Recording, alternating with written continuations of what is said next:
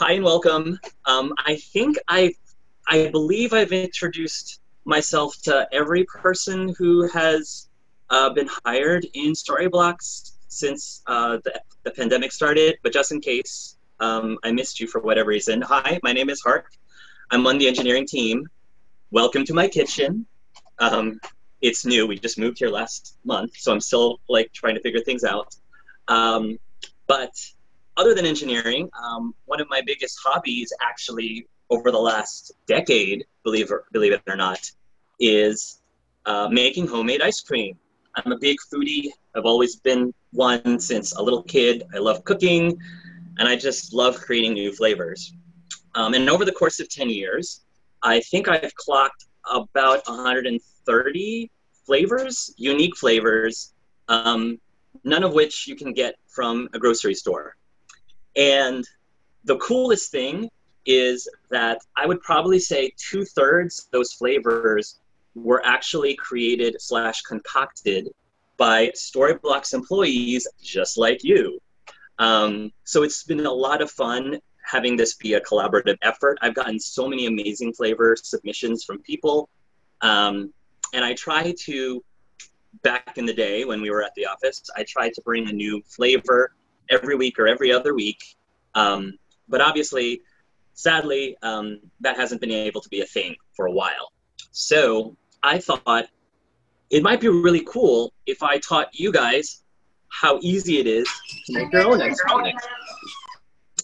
So some of you might be wondering though, but Hark, isn't making ice cream a lot of work? Or that sounds great, Hark, but I don't have an ice cream machine. Or that sounds wonderful, Hark, but I'm dairy free. Well, you all are in luck because I am going to show you how easy it is to make your own dream custom ice cream using a base of very few ingredients. In fact, for the dairy version of the ice cream, the base ice cream only requires 2 very common ingredients that you can get. And there is a non-dairy version that I'm going to be teaching you guys that only requires a base of 1 ingredient. That ingredient you probably actually already have in your kitchen or your pantry right now. So before I jump right into things, I also wanted to introduce our lovely volunteers who's actually going to be making some of their own ice cream flavors alongside with me. So we have making the dairy versions, we have Winston and Rachel. So Winston, do you want to share with everybody what flavor ice cream you will be making for us today? We will be making chocolate ice cream with bits of brownie and Oreos and chocolate chips. Nice. And I see you have a sous chef there. Could you introduce your sous chef? This is Lori. Charlie. You can decide as well. So hi everybody. Hi everybody. Hi Lori. Thank you so much for joining us. I'm excited for you to teach your dad how this is done. Rachel, if you're there, can you share with us what ice cream you're going to be making today? I am attempting to make what I'm now referring to as peach cobbler ice cream with peaches, fresh farmers market peaches, and crushed up graham crackers. Awesome choice. Cool. On the non-dairy side, we have Tia and Joe. So Tia, why don't you share with everyone what non-dairy ice cream you're going to be making today? I will be making birthday cake ice cream with some pieces of brownie. So that's a surprise. Nice. Surprise to you too, Harp. I'm digging the chunks. I love cake chunks, particularly in ice cream. Excellent choice. And last but not least, Potato Joe. I'm assuming you're not making a potato ice cream, although that would be on brand for you.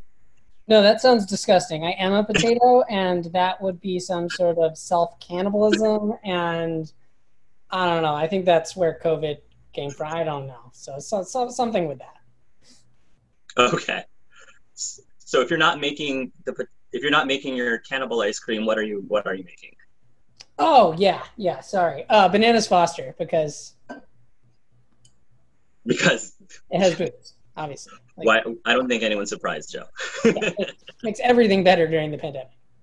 Awesome, awesome, cool. Yeah, well, thank you guys for joining. Thank you guys, guests. So before we actually dive in and actually do the cooking, I want to take the time to talk to you all about your flavor ingredients, because the whole idea is, really, like, you can make so many different flavors. It's just whatever you are limited by your imagination, which means that you have so many ingredients that you can be using.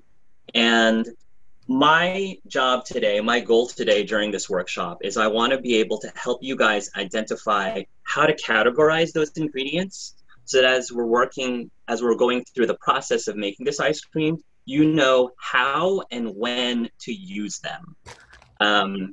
Instead of you all just telling me, oh, I have this ingredient, what do I do with it?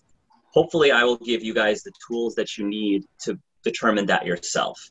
And then once I feel like people have a good understanding and are comfortable with their ingredients, then we'll move on and actually start making the ice cream. All right? So, flavor ingredients. The easiest way that I do this is I categorize the flavor ingredients into two big, broad categories. You've got your dries and you've got your wets. I'm going to start with your dries because those typically are the ones that are the easiest to work with. So general dry ingredients for ice cream include things like peanut butter chips, chocolate chips, shredded coconut, candy bar pieces, crushed cereal or pieces of cereal, chocolate cake, brownies, cheesecake, cookie crumbles, graham cracker pie crust. It goes on and on and on and on. All of that above, those general dry ingredients are ingredients that you are going to typically add at the very end. If we were making ice cream in a traditional churn or ice cream machine, you would probably fold these ingredients carefully in after the churning process is done. Why? Because A, you don't want these dry pieces to interfere with the churning process, and B, because most likely you don't want to have these dry pieces evenly distributed throughout the ice cream, unless you do. Because I think that one of the biggest, really the most important thing about ice cream, other than the flavor, obviously, is the texture. Like, you can tell a good versus bad ice cream based on that creamy, smooth, mouthy feel that you experience when you bite into it. And one way to make ice cream more exciting is introduce texture. And so generally, when you're working with those dry ingredients, what you're really trying to do, in addition to adding flavor, is you're adding exciting texture. Now, if you want your cake pieces or your chocolate pieces or whatever to be evenly distributed throughout the ice cream, that is fine. I know a lot of people who are huge purists who prefer their ice cream silky smooth all the way through, or at least uniform. You do you. Like, this is your ice cream. You do whatever the heck you want. So I'm just giving you some recommendations and things to consider, because you know your tastes and you know your family's tastes the best. You know what they probably would like or dislike. Cool. So, general dries. The other dry category that I typically work with is your powders. So, cocoa powder, matcha powder, taro root powder, even milk powder. I'm not sure. I think Neil's wife is here today. And milk powder is a commonly used ingredient in making traditional Indian ice cream or just Indian desserts in general. And it just adds a really incredible flavor to the ice cream. So that's another very common dry powder ingredient that you can add into your ice cream. And there are two places that you can introduce the powders, but they normally are typically at the very beginning. And I'm going to be, talking about that again once we actually start going over making the ice cream in the first place. So I think that about covers the dry ingredients. Does anyone have any questions specifically about dry ingredients before I move on towards the wet ingredients? Okay. let's talk about your wets. And these are the things that I think are the most interesting. And I'm going to be spending a lot of time talking about because the wets are going to be the most finicky thing when you're dealing with ice cream. So for wet ingredients, you've got your syrups. You've got like fruit syrup, chocolate syrup, maple syrup. Even peanut butter kind of goes into that category, even though it's not really a syrup, but it's sort of like a thick, not quite solid, liquidy substance. Those are great items that you probably will want to either A, incorporate and mix into your batter, or B, the other option is to incorporate them into a swirl so that there are concentrated ribbons of flavor in every bite instead of having it uniform throughout the ice cream. So that's another decision that you will have to make when you're working with syrups and stuff, is how you want to actually, what form do you want that syrup to take? Is it going to be uniform or is it going to be a swirl? Another wet ingredient is alcohol. So let's talk about alcohol. What is one of the problems with working with alcohol? Can anyone in the audience tell me what is the problems of working with alcohol when it comes to freezing the ice cream? You drink it all before you can freeze it. That's one. Thank you, Joe. Does anyone have another reason for me? Doesn't always freeze well. It doesn't always freeze well. Do you know scientifically why that's the case? It's got a melting point. Do not. Because yes, you're absolutely right. Because it lowers the freezing point, which is not necessarily a bad thing. Because a lot about the chemistry or the science of ice cream, again, is all about texture. And you want your ice cream to be smooth and not rock hard. So lowering the freezing point is an aspect of making ice cream. But making ice cream, as you will find out, is all about balance. Because you can always have too little or too much of something, and it's just going to completely mess up the texture. So if you are working with alcohol, you have to be careful with how much you use, because you don't want to lower the freezing point so much that it doesn't freeze on you. I will share you, though, a tip at the very end on what you could do to help ice cream freeze if you're just having such a hard time getting it to freeze in the freezer. But more on that later. One thing that you can do, and I don't know if this is going to be an option for Joe, but one thing that you can do, obviously, is to cook off the alcohol in a saucepan beforehand. Just make sure that if you do that, that you chill it before you incorporate it into the ice cream, because obviously you want everything to be as cold as possible so that you could work with it well and it doesn't like melt the beautiful structure when you're making the ice cream.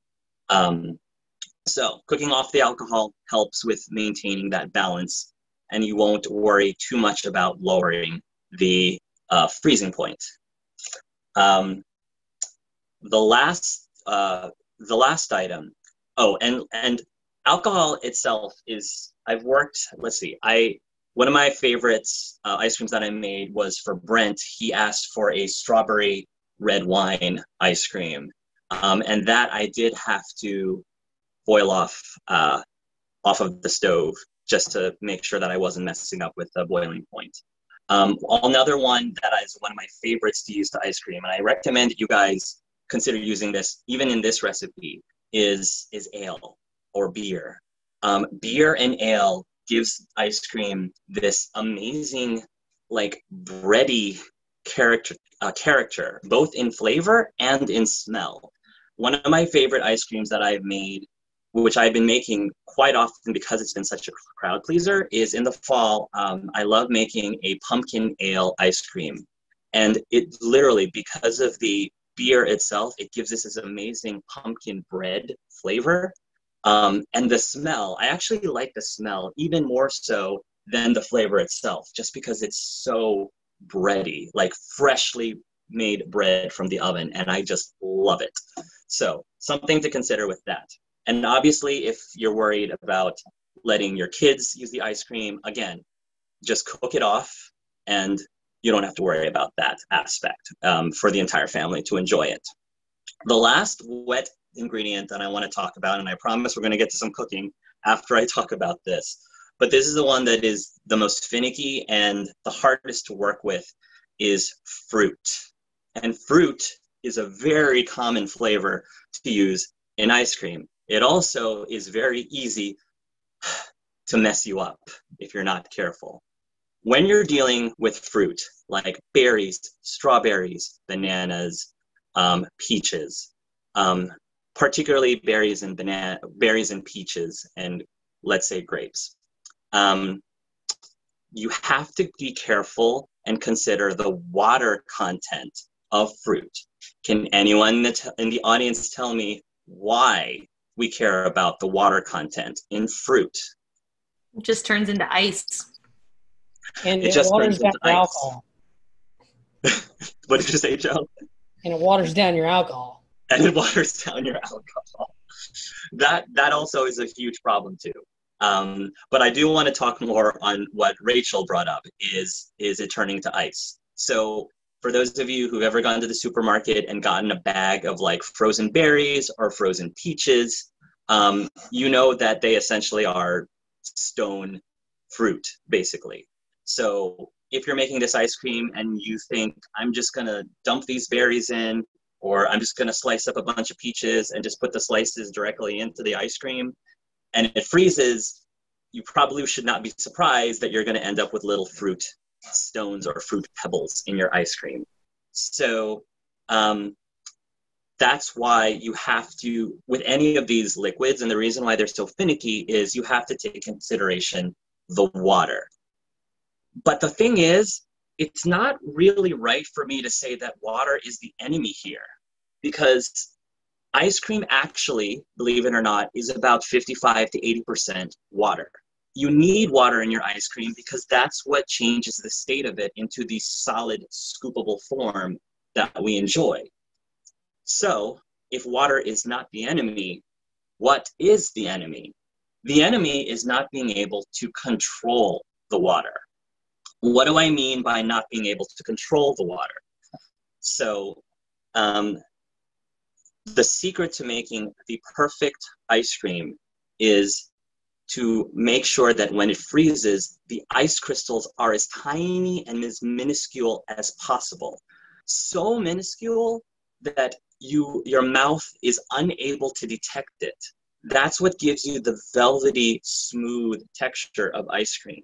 That's why they say that some of the best ice cream you will ever make in your life, if you have the opportunity, is ice cream that's made from liquid nitrogen. Why? It's because liquid nitrogen freezes the ice cream so fast that the ice crystals within it are so small that it creates this amazing texture. They don't have the chance or the time to be able to form large ice crystals.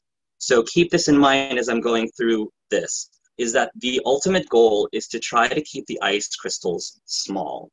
So what are some of the ways we can address this? The easiest way that many people are probably thinking right now is to simply, again, reduce it into a saucepan. Puree the fruit, put it in a saucepan, and just let the water evaporate off.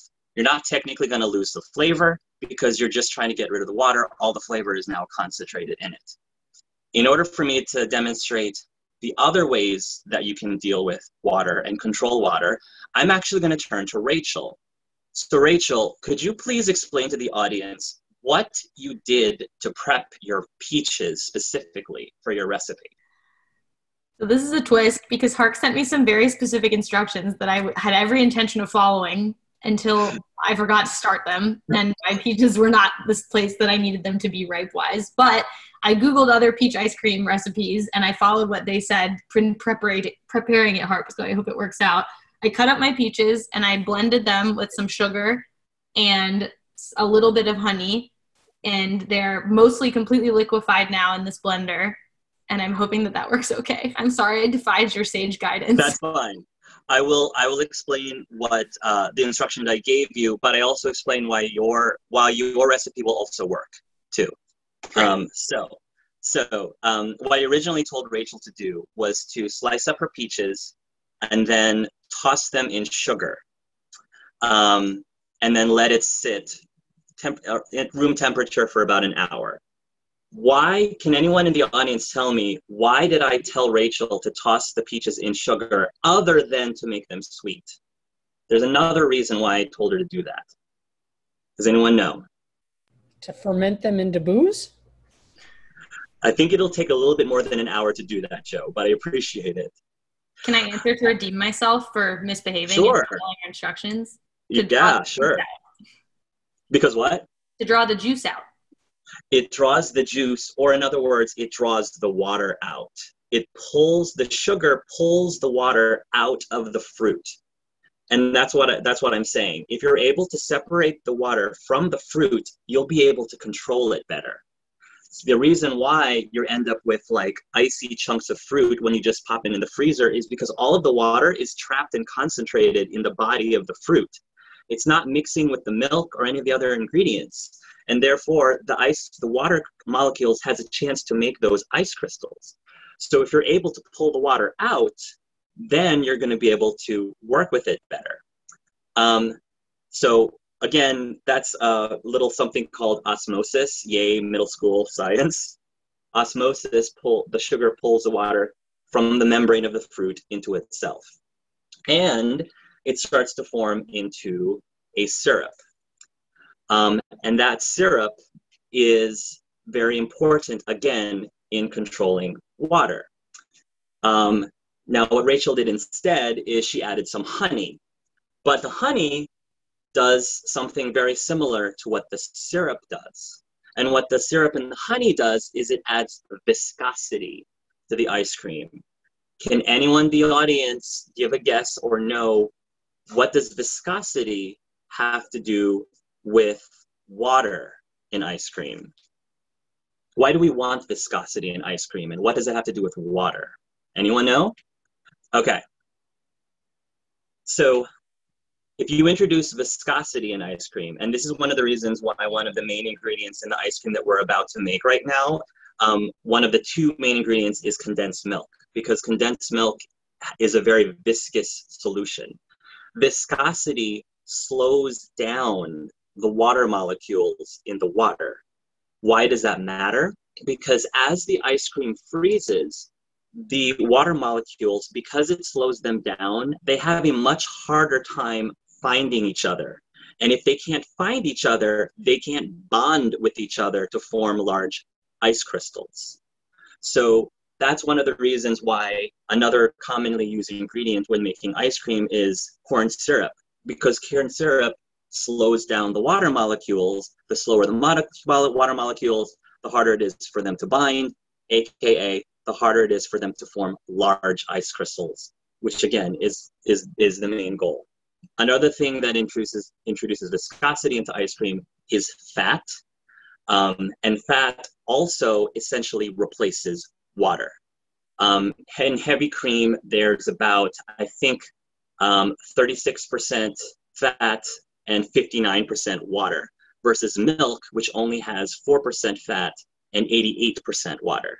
So again, the less water there is in your ice cream, the less likely that you're going to have large ice crystals. And the other reason why fat is so important in ice cream is it is a natural lubricant, so that in your mouth, it's harder for you to discern the ice crystals when you have the fat introduced in the ice cream. So I know I'm throwing a lot of information at you at once, so I'm just going to pause right here. But hopefully some of this is interesting, and hopefully you're getting a better understanding as to why we're using the ingredients today, and how because I don't want you to just get away from here and just know how to toss ingredients into a bowl and you're done with it. I want you to know what these ingredients are actually doing, and what you could possibly do to make your ice cream better. So does anyone have any questions up to this point while I check my notes? About wet ingredients or dry ingredients or anything and anywhere in between. We all good? Questions. No questions. No questions. Okay. Okay, cool. Sweet. So I think if there's no questions, I'm ready to actually start cooking. So let's get to it. Before we do the ice creams themselves, I actually want to start with Joe. because I want to teach you guys how to make a dairy-free caramel. And I want to start with that because timing-wise, it's going to take some time for the caramel to actually cook and simmer and cool down. So I figured I would get that taken care of first. So, Joe, you're up. Are you ready? Yeah. Maybe, as I adjust my camera. Let's do it. Okay. Let's do some stuff. So, I am going to turn my stove to a medium high. Actually, before I do that, I am going to add, this is 3/4 of a cup of brown sugar. And I'm going to be using, instead of milk, coconut milk, full-fat coconut milk. You can also use coconut cream. However, coconut cream is sweeter. Wait, you're adding it while the stove is off or on? I am going to add it while the stove is off. Oops. All right. But, Joe, before you pour your milk, you do want to reserve, I would say, about 2 to 3 tablespoons of the coconut milk. Oh, I thought this was a cooking show, so I put it in fancy dishes that create too many that drive me nuts when Caitlin does it. I got them ready to go. Whatever works for you, Joe.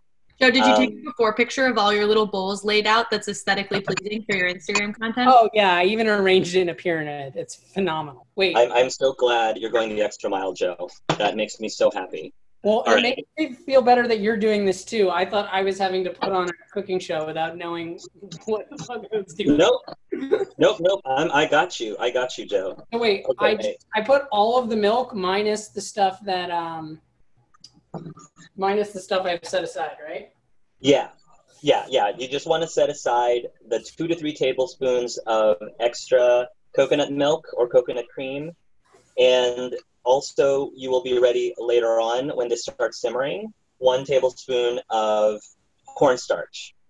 Now, do I just like fold it when I'm putting the milk in with the brown sugar? Do I just like fold it in? Yeah, I actually think folding it in, whisking it, that's a good call. I think whisking actually might make this a little bit easier if you have a whisk. If not, it'll eventually dissolve as the coconut milk heats up. Now, this is a very quick and easy way of making caramel.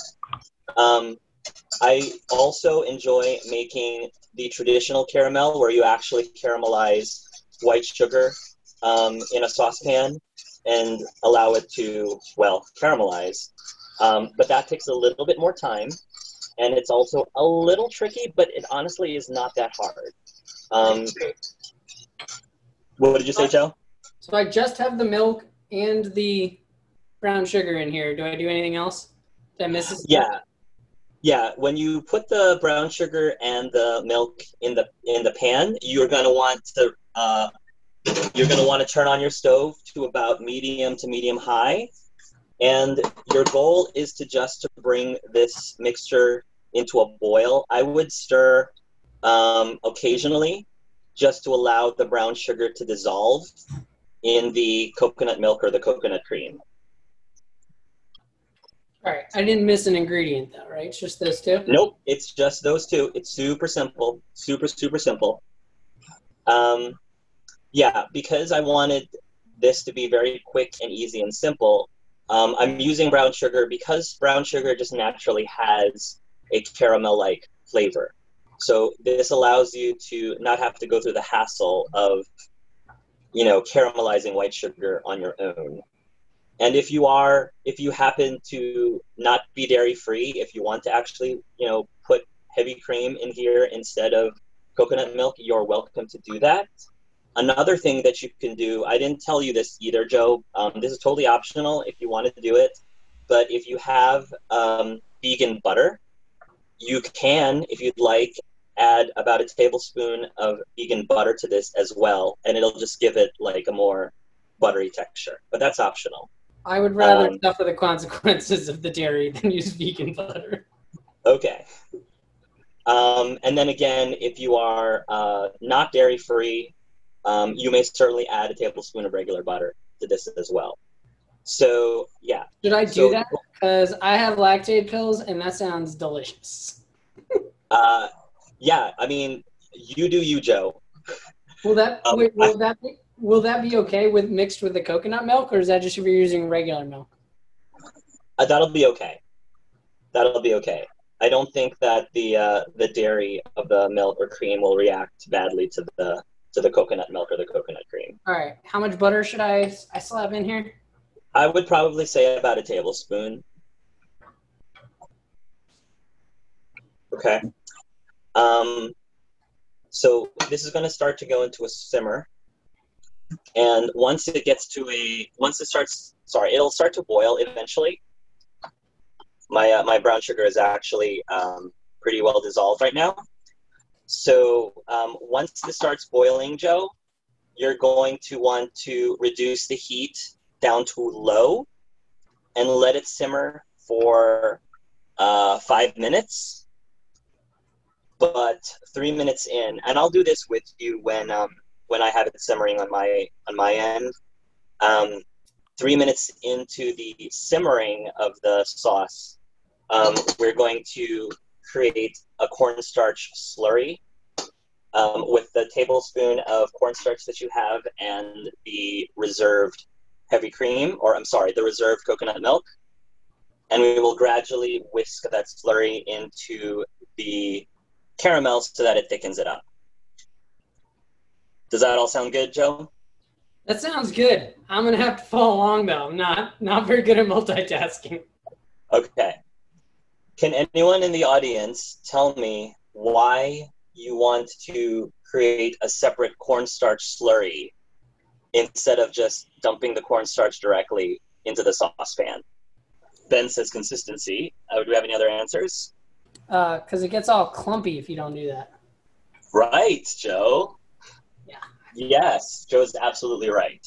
Made some sweet gravy before. You've made gravy. Yes, yes. That normally is what people use cornstarch for first generally. All right, I'm starting to see some bubbles. Yeah, so it's a lot easier to mix in cornstarch into your saucepan if you have a lot less liquid to mix it into. So that's why I have this extra bit here so that I can directly put in. I think I'll actually go put that in now just to have it ready. I find that if I do this too early, in my experience, I find that if I prepare the slurry too early, the slurry gels up. Like I don't know, it just gets into a really weird, like non-pourable state. But I think my sauce is starting to heat up, so I think this is good. So yeah, so I just added, like, again, 1 tablespoon of the cornstarch into the coconut milk, or really whatever type of milk you're using. You don't have to use, if you're dairy free, you don't have to use coconut milk necessarily. You could use almond milk, you could use oat milk, you could use any other type of alternative milk. I just find that the richness of the coconut milk just works really well for this recipe. I can already smell it, by the way. Me too. So once it's boiling, turn it down, you said? Once it's boiling, you're going to want to turn it down to low and just let it simmer for about, I would say, 2 or 3 minutes. Like as low as it can go, or just low enough that it's still simmering? Low enough so that you maintain the simmer. Yeah.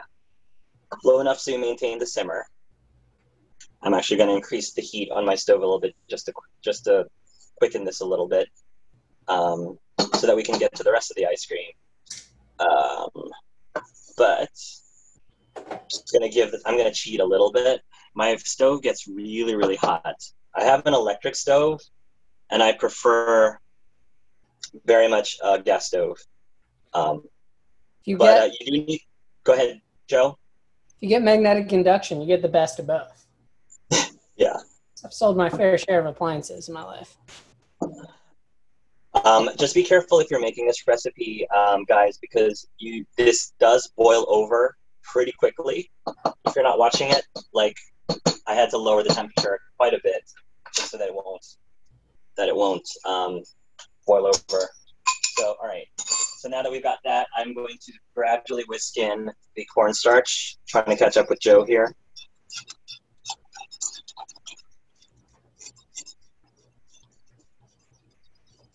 Nice. Yeah, I can already see that it's sticking it up. And once your cornstarch is whisked in, you're going to want to continue allowing it to simmer. There we go. For another, look at that. That's like already starting to look like caramel. You're going to let it simmer with the cornstarch slurry for another 2 or 3 minutes. And the last thing that we're going to do, Joe, right after we take this off the heat, is because this is supposed to be for your Bananas Foster ice cream, we're going to add a splash of rum to this, or more, or however much you want. Honestly, Joe, I'm not there. Again, because I'm trying to help out Joe, I'm going to be adding some rum. I'm using Malibu coconut rum because I'm Filipino, and that's just how I roll. So, add a little bit. Pretty much, you just add a little bit to taste. Oh, I can smell that.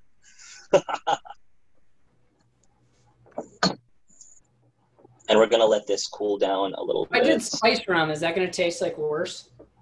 I think it'll be okay. I think that if you don't want to interfere with the caramel flavor, white rum might be slightly preferred. But if spice rum is all you got, use what you got. And what is the consistency I'm looking for? You want it to be thick so that if you take your finger and you what do you call it? Wipe it through the spoon. It should come out pretty clean. Mine could actually be a little thicker, honestly, and part of that is because I was rushing a little bit just for time. Oh, you okay, Joe? That is terrible advice. Well, how did you do that? Do you have like 5-inch thick calluses? I don't know. I think I do this all the time. So maybe I do it so it's really thin. But Thin or don't thick? follow that advice then. All right. I think I'm good here. If you want to get some other people started, I feel like I'm monopolizing. I'm going to let that cool People out down. of help, but come on. All right. So while we are letting that cool, I'm actually going to be back with Joe in a moment. Let's actually start making some ice cream. So Rachel and Winston, you guys ready? Ready. Let us work on our ice cream. So the biggest trick to making this is keeping things cold and chilled as much as possible. So we will need 2 cups of heavy cream, and we will need an entire can of condensed milk. And I would actually chill the condensed milk, both the heavy cream, obviously, and the condensed milk in the fridge prior to this. It also helps. This is optional. I honestly haven't really needed to do this myself, but it doesn't hurt, and it might help things out a bit, is to also chill your mixing bowl in the fridge as well prior to this. So we were talking about all those ingredients before. So here's the part where I start talking about the stages and when to put things in. There is a stage 0. Stage 0 means prior to actually starting to put all of your ingredients together. What is in stage 0? Stage 0 is if you are using ingredients that you're going to steep ahead of time. One of the best ice creams that you can make is cereal milk ice cream. Like, quite often when I ask people what flavor they want and they really have no idea where to start, I ask them, what's your favorite childhood cereal? Especially if it's a sugary childhood cereal. And from the nostalgia factor alone, that makes like incredibly awesome ice cream. And really all it is you take the heavy cream and you steep about a cup or so of your cereal in the heavy cream. Another thing that people like to do is they steep caramel corn. Sure, you can put just caramel straight up into your batter, but there's just something extra that you get when you put like caramel corn or cracker jacks and steep them in the milk ahead of time. Again, chilling it in the fridge so that it's cold. It just infuses this amazing flavor. Obviously, there's also tea, and then there's your powder. Now, for Winston, he's going to be using cocoa powder for this ice cream. This might be a little bit too late for Winston, but an option for Winston could have been that he could have heated up the heavy cream ahead of time and tried to dissolve the cocoa powder in the heavy cream and then chilled the heavy cream.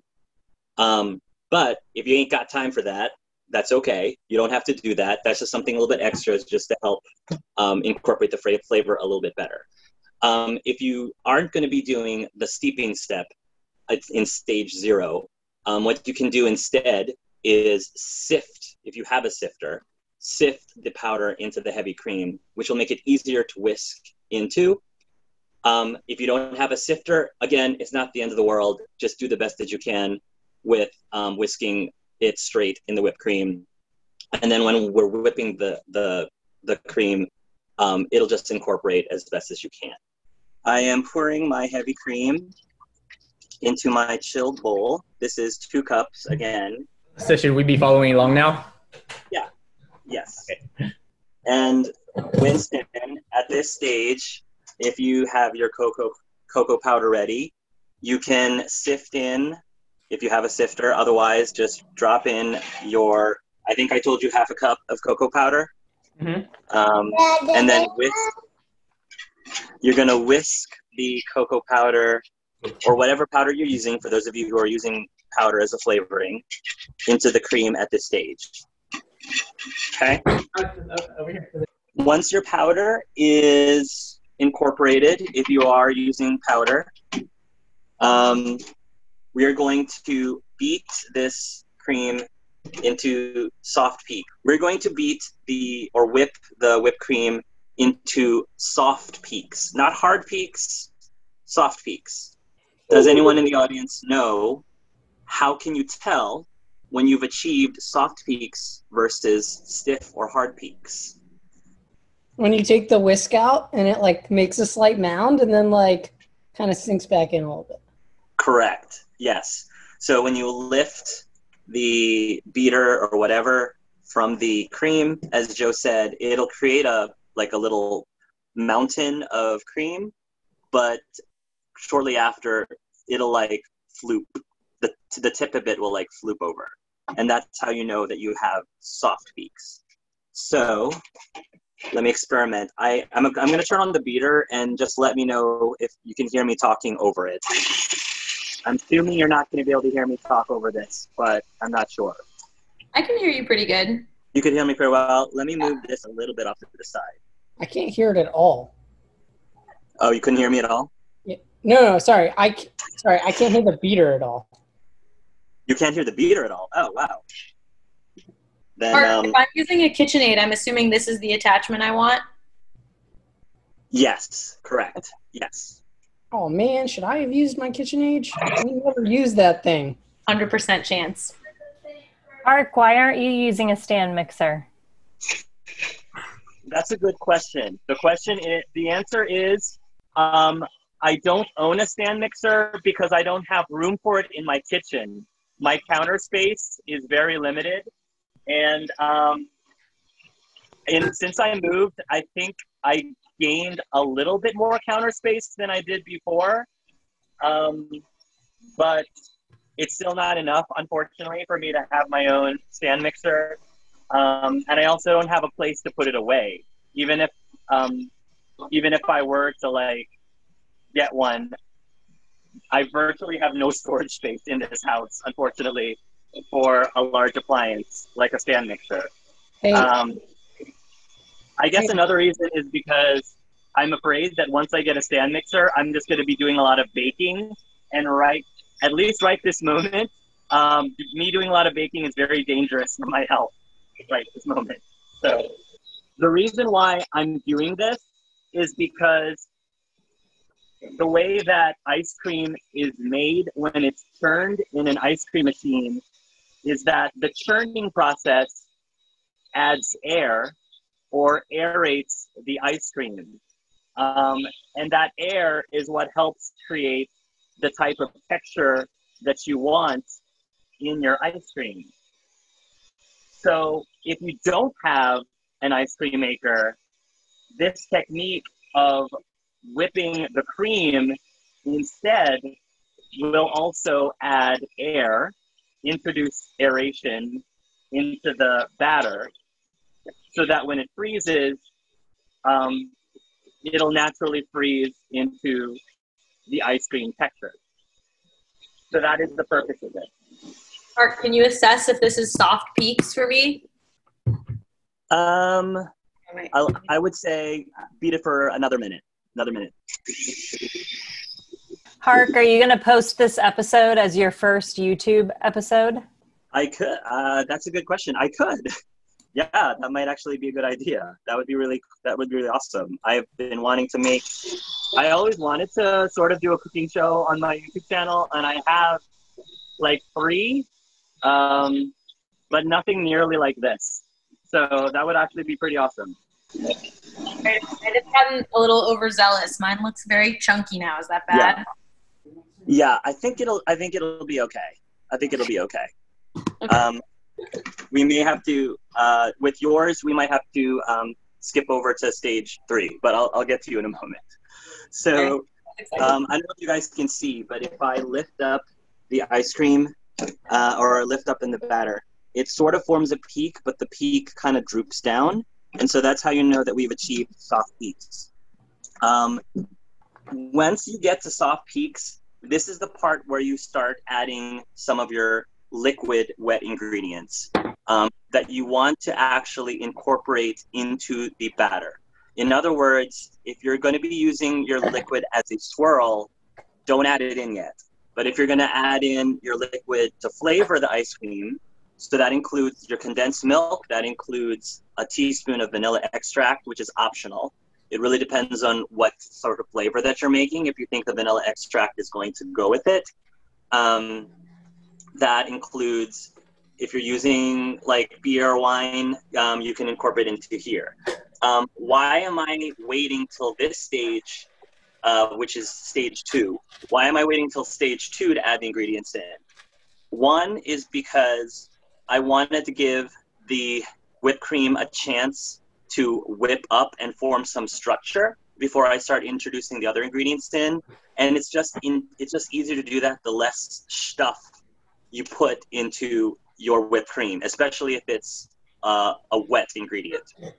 The other reason I'm putting it in now and not later is because you can over whip your whipped cream, because I've done that before. And if you over whip the whipped cream, when it freezes, it doesn't quite have the right texture that you're looking for. It actually turns into sort of like a frozen ice cream cloud, which is not unpleasant. It's just not ice cream at that point. So, so the idea is I want to be able to establish the stability and the structure of the whipped cream, but also make it easy and efficient for me to mix in the other ingredients so that I don't end up overbeating this batter at the end of the day. So I am pulling out, this is my chilled condensed milk right here. So I'm going to open this up. And what I am going to be using to flavor my ice cream is I created some spiced, this is a spiced mulled wine. I created it by simmering some red wine. I think I used a Merlot with a cinnamon stick, some cloves, and some orange peel. And I actually poached some pears in this red wine because I always wanted to make some poached pear ice cream. So what I'm going to be assembling today is I'm pretty much going to make a poached pear with a mulled red wine ice cream a la mode. And one thing that I like to do is I can dump these two ingredients into my bowl separately, but what I prefer doing is to actually mix the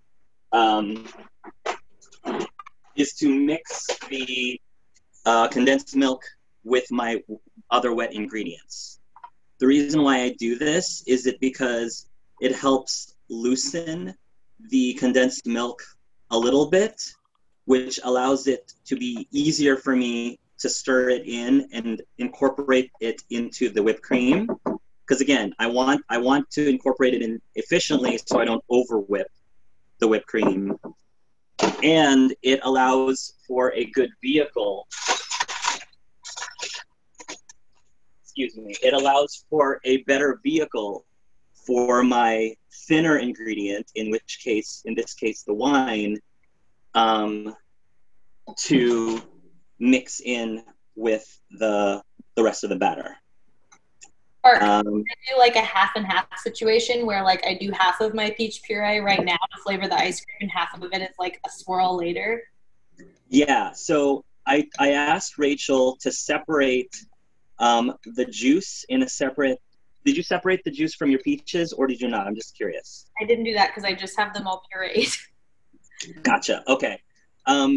If you have a peach puree and you strained the peaches separately, you can mix the peach juice in with the condensed milk, and it'll have an easier time incorporating through with the rest of the ice cream. I would say, Rachel, that if you want, you can try to add some of the peach into the condensed milk, but I think it might actually work better as a swirl. But you may certainly add some into your condensed milk and mix it into the condensed milk first. I think it'll still be okay if you do that. I'm gonna experiment. It's pretty liquidy, so we'll see what happens. Yeah. If you want, you can even try straining some of it through a sieve as well. That could also work. Okay. So I am going to pour this whole mixture into my whipped cream. I may add a little bit of food coloring because it's supposed to be a red wine ice cream, and I might want to brighten up the red color just so that it more visually looks like red white ice cream. But we'll see if that's necessary. Now, Rachel, can I take a look at your whipped cream again? I'm embarrassed to show you. I don't want to. Okay. Well, because if it's heavily whipped, then I think that what would be better. Okay, I think what would be better is for you to fold in the condensed milk, and the puree that you're trying to mix in with a spatula, Okay. instead of continuing to whip it from here, because I don't want you to over whip it. Got it. The other thing that you can try doing is I would probably also, just to help tame, I guess, your cream, is if you have any extra milk of any sort, even if it's just regular milk or 2% milk, I would add like a couple tablespoons in. Okay. And try to mix that in as well, just to loosen up your peaks a little bit. Thank you for not being judgmental. Yeah. That's a trick you can also use, by the way, guys, if you ever make meringues, like egg white meringues, because it is possible to overbeat your egg white meringues. Just pour in another extra egg yolk and mix it in, and it'll go from overbeaten to stiff peaks again. So this is sort of like a similar trick. Okay. So now that I have this inside, Winston, how are you doing, by the way? I think so. Actually, if you can take a look at, let me see how I can hold my camera up. Like, it looks chocolatey to me. Does the consistency look? It's hard to hold the camera up this way. Does the consistency look okay? So yours is not overbeaten at all, so you're fine. So what I would say is at this point, you just need to continue whipping the cream until you reach not stiff, but I would say somewhere in between, like mid peaks, somewhere between stiff and soft. Cool. All right.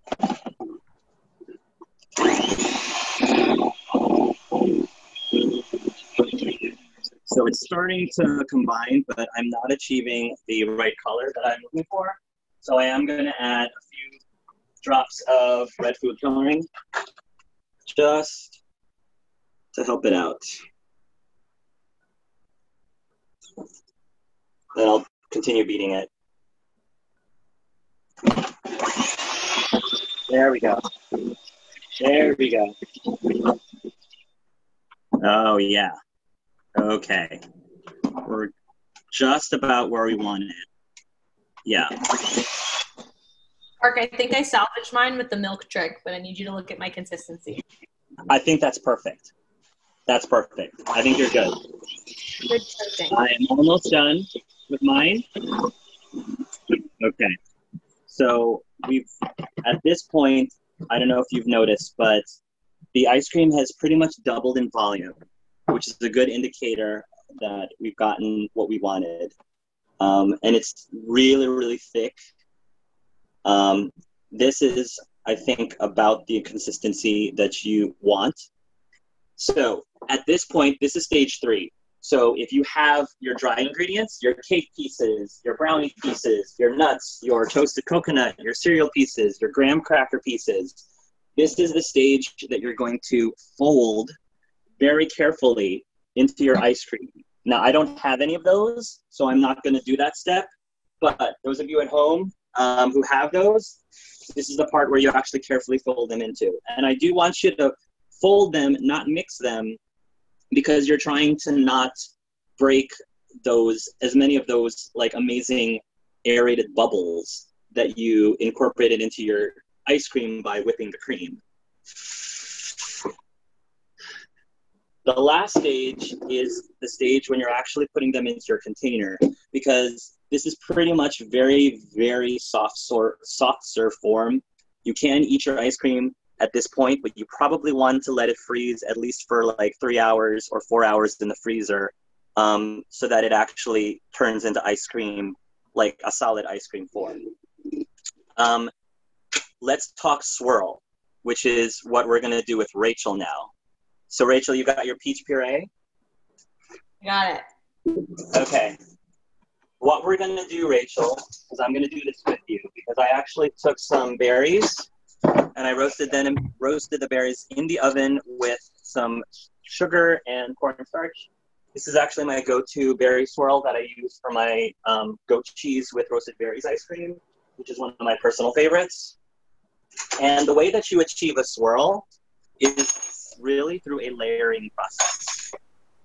Now, I admit I don't have much practice working with this type of recipe, but I think it'll work. You're just going to put a layer of ice cream at the bottom of the container. And then you're going to take some of your puree or your swirl or your syrup or whatever, and you're just going to drop a little bit, just a little bit, on a layer there. Then pour another layer of ice cream on top, and I pretty much just do it until I can't see the fruit anymore, and then repeat. So I'm just going to drop my berries in here. It's just going to have a nice like ribbon or a beautiful like chunk. And since I roasted them, a lot of the water went out, and because of the cornstarch and the sugar, I added that viscosity that I talked about. Remember, viscosity is very important, especially when it comes to a swirl, because you don't want your swirl to freeze. That's like the worst thing in the world. Yeah, and you just continue rinsing and repeating. Oops.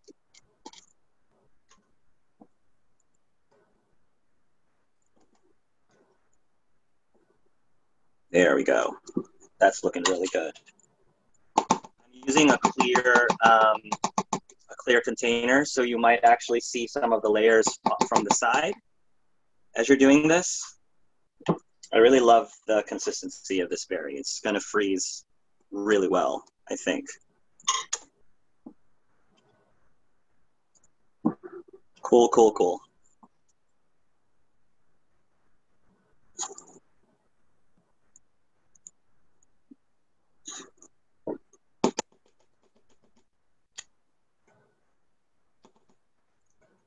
All right. Just one more, I think.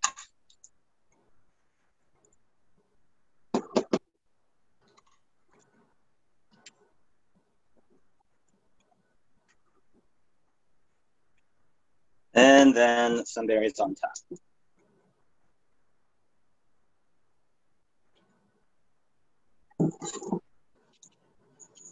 Oop.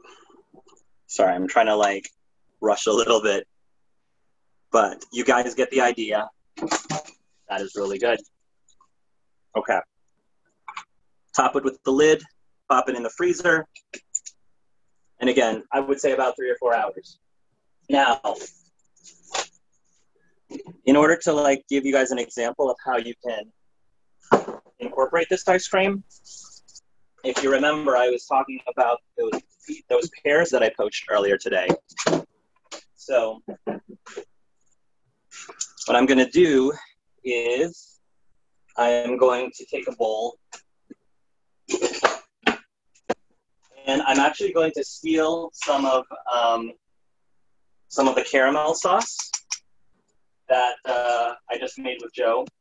Again, mine is not quite as thick as it probably should be because I was trying to save time, but I'm just going to put a little bit down there.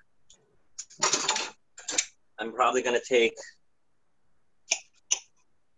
some of this lovely poached pear. I think I'm going to lay these out like this in my coconut caramel sauce. Then with the power of cooking shows, I actually pre-made some ice cream ahead of time. So this doesn't have the swirl, but this is the frozen product. And if I did a scoop here, it's super smooth. Now, I don't know if you can see in the camera, but see those little wrinkles, like the little ripples effect when you use a scoop? That's when you know that you nailed the texture. That's when you know that you have a perfect scoop of ice cream. So I'm actually going to probably top this with, I meant to get some heavy cream, but I forgot to. I'm just going to probably put a little bit of orange zest, just because I want to add a little bit of citrusy flavor to it.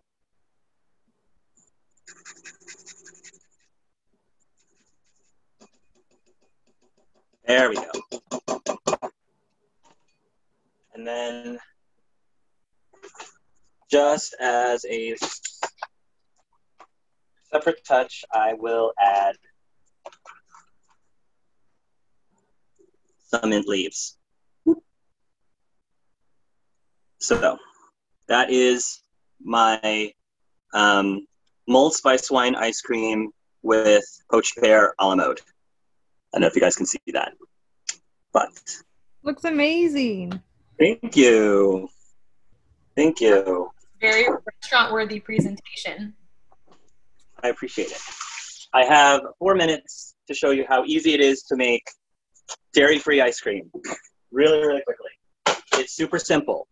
All you do is you take some ripe bananas. So Tia and Joe, you're back on. This is going to go very fast. You take some ripe bananas, you break them up into 1.5 to 2 inch pieces, and freeze them ahead of time. Ooh.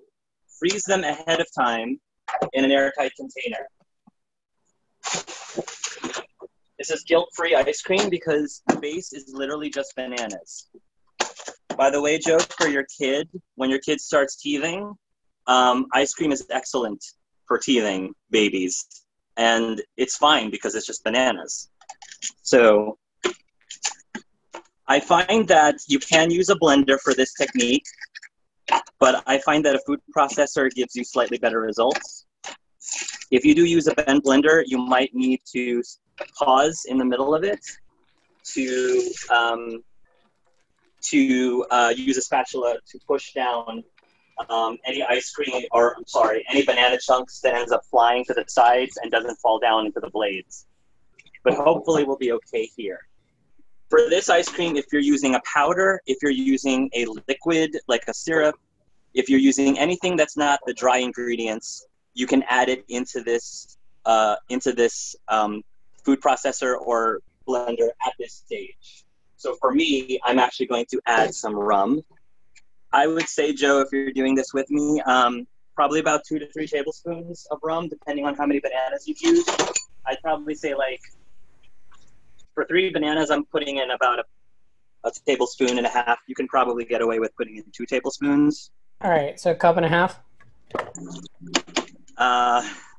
The texture might be a little off, but maybe you won't care. I don't know. You How might much not milk care. should I put in, Hark? I think this is turning into something you can't eat. Oh, yeah. Dairy-free milk you might not even need. Okay. So just use bananas, and if it looks like the bananas need some help to blend, you may gradually put in some milk a tablespoon at a time. Okay. Only if you need it. Since you're using a blender, you might need it, so just assess. How long should I put on the blender? Like how? So when you blend the frozen bananas, you'll first see the bananas turn into banana confetti, kind of like chunks of banana confetti, and then it'll eventually start to smooth into a silky, scoopable ice cream batter. Okay. If you find that the chunks of banana are just getting stuck to the walls of your blender and not falling back into the blades of the blender, then you can start adding some milk just to help loosen it and just to help it blend. Should I put it on a low speed? Yes. Okay. I would say put it on the low speed because that'll prevent it from flying all over the place. So I am going to pulse first, just to break it up a bit. I'm not adding any liquid because I added the rum, so that rum should be enough.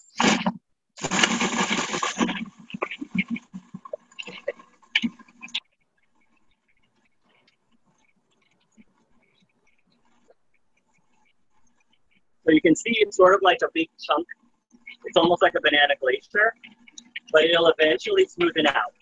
It'll eventually... Did you turn that to low eventually? Say that again? Did you turn it to low? I actually don't have a low setting on my food processor, but if you are using a blender, I would start with low.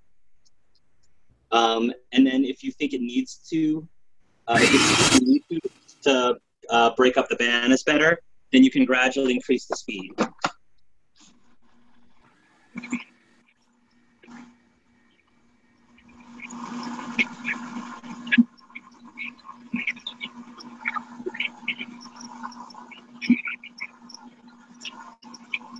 How do I know when it's done, Hark?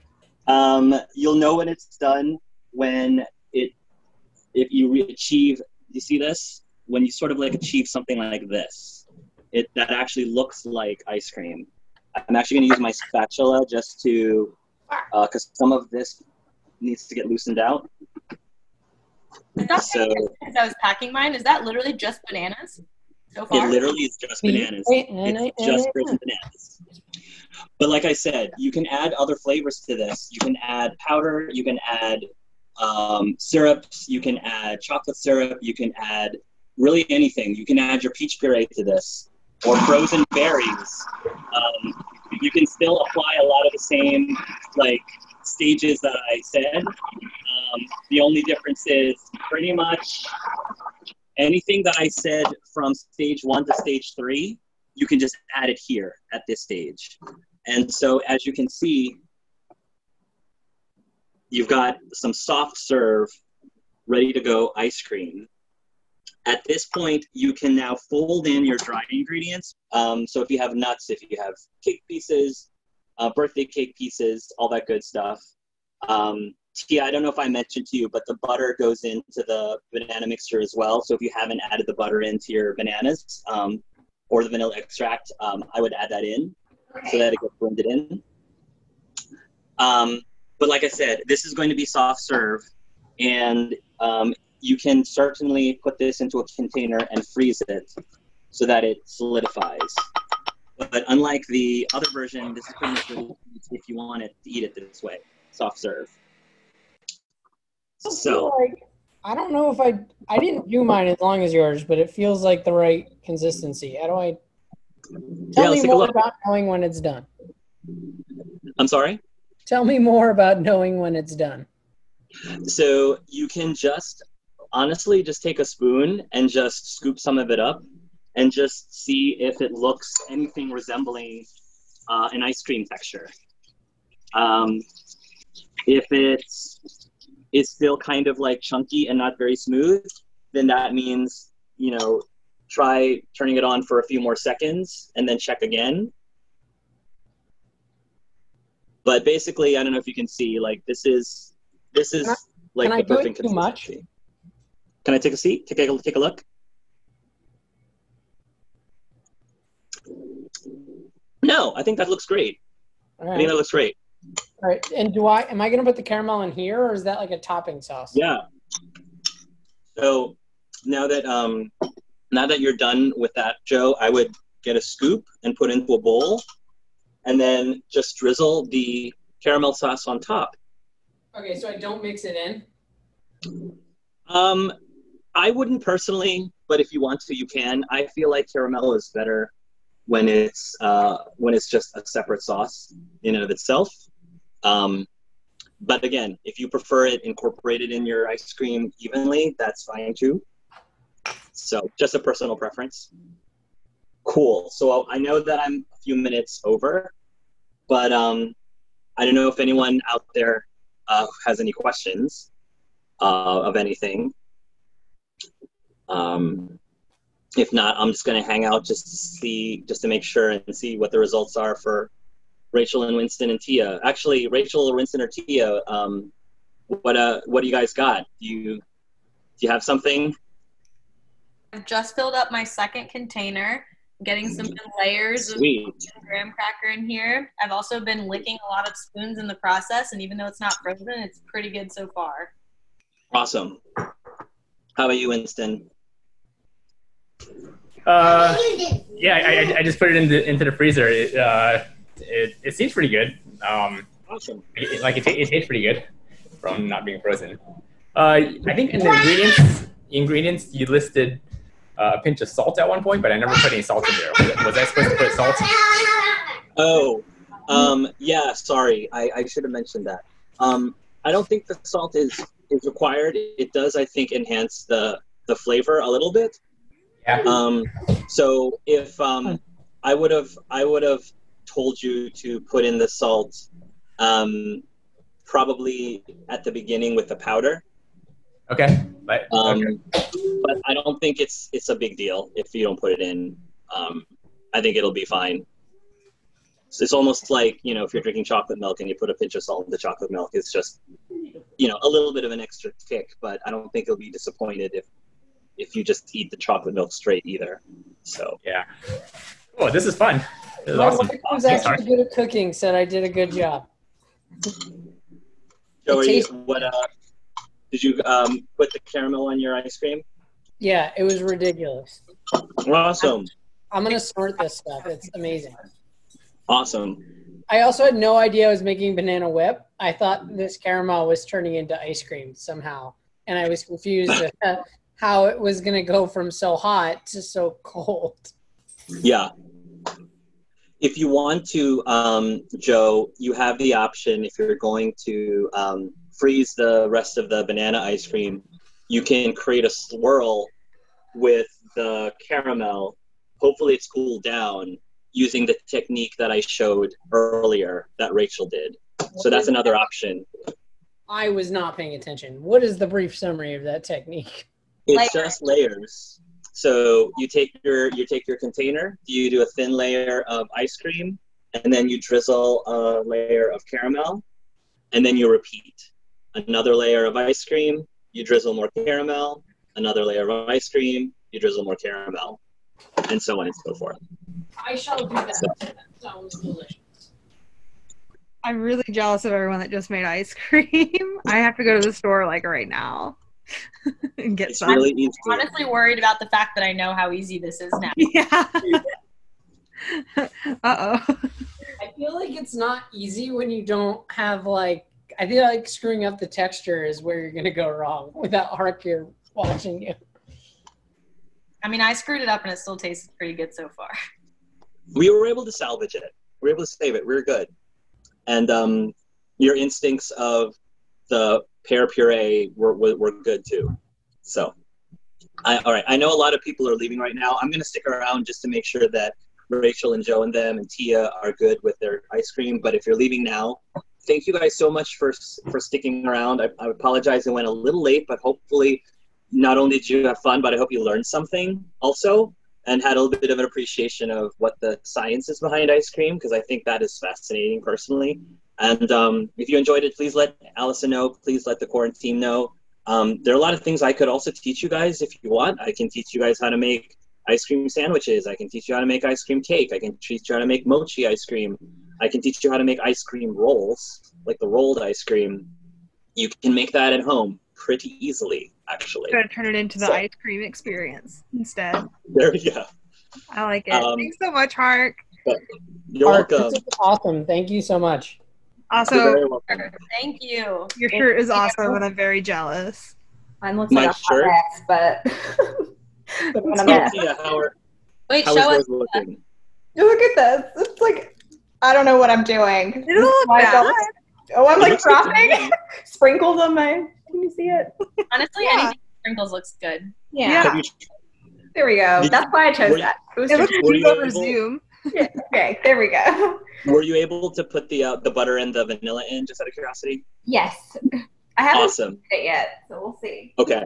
Okay. How have you not tasted it yet? I feel like I licked everything in the process. I know. I was trying to be like, sensitive. Mark, have you done avocado ice cream? Yeah, avocado ice cream is very common in the Philippines, actually. We use avocado in the Philippines for desserts more than for savory things. Yes. It's delicious. I made chocolate avocado once. Yes. That's a crazy good combo. Good. Yeah. A really good combo. Parks, I'm gonna drop it. This was amazing. I can't wait to taste the ice cream in 3 hours. I'll probably sample it every hour in between. Well, now, whenever we get back to the office, you four can start bringing ice cream into the office, and I can just take a break. I don't think anyone wants this, but